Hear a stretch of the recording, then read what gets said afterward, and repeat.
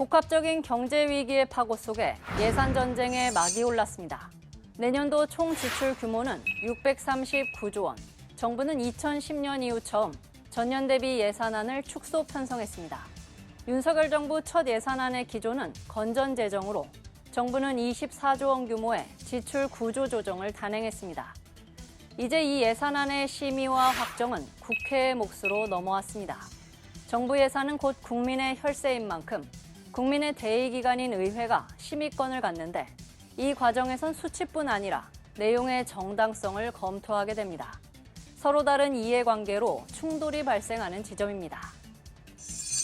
국회 예산심의는 대통령의 내년도 예산안 시정연설을 시작으로 국정감사와 예비심사, 종합심사 등의 과정을 거칩니다.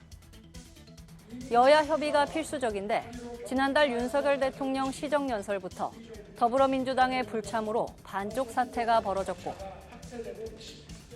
경제와 안보의 엄중한 상황을 극복해 나가기 위해서는 여야가 따로 있을 수 없습니다.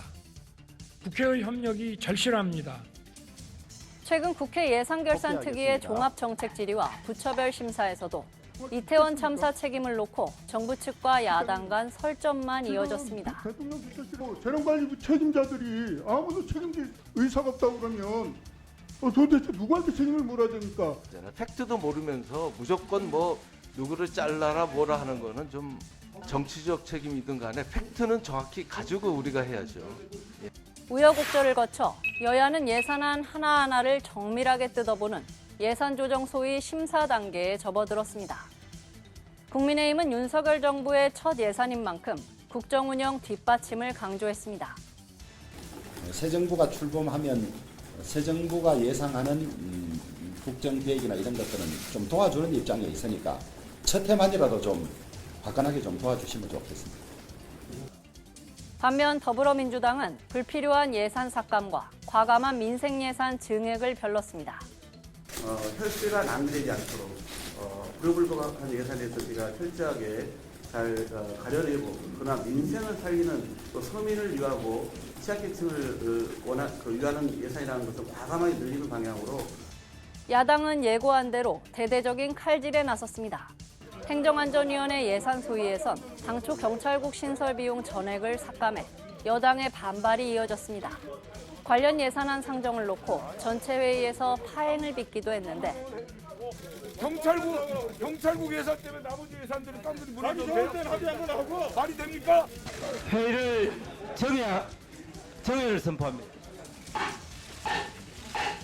결국 경찰국 예산 일부 감액과 지역화폐 5천억 원 편성으로 합의점을 찾았습니다. 지난 16일 국토위 소위에선 민주당 단독으로 용산공원 조성사업 예산이 전액 삭감됐고 이 밖에도 청와대 개방 등 윤석열 정부의 상징적 사업들에 대한 예산이 바람 앞 등불입니다. 민주당은 대신 이재명 대표의 공약인 노인 일자리와 지역사랑 상품권, 공공임대주택 사업과 같은 예산에 복원을 내걸었습니다. 예산안 심사가 이처럼 극한의 대립으로 흐르는 배경에는 의회 정치의 부재가 한몫을 하고 있습니다. 민주당 이재명 대표에 대한 검찰 수사와 이태원 참사 진상규명 방식 등을 놓고 여야가 사안마다 부딪히며 대화와 타협의 공간은 그만큼 줄어든 겁니다. 정치권의 신경전은 가열되는 양상입니다. 여당은 전 정부의 예산 실정을 강조하며 야당을 향해 대선 불복이라고 작심 비판에 나섰습니다. 더불어민주당의 예산 칼질을 통한 대선 불복이 도를 넘고 있습니다. 이제 더 이상 목리 부리지 말고 새 정부의 성공, 대한민국 성공을 위해서 협조해 주시기 바랍니다. 여권에 따르면 정부는 협의가 난망할 경우 사상 초유의 준예산까지 검토 중인 것으로 알려졌습니다. 준예산은 국가 예산이 법정 기한 내 수립되지 않을 경우 정부가 전년도안을 기준으로 집행하는 잠정 예산입니다. 야당은 무책임하고 오만한 태도라며 반발했습니다.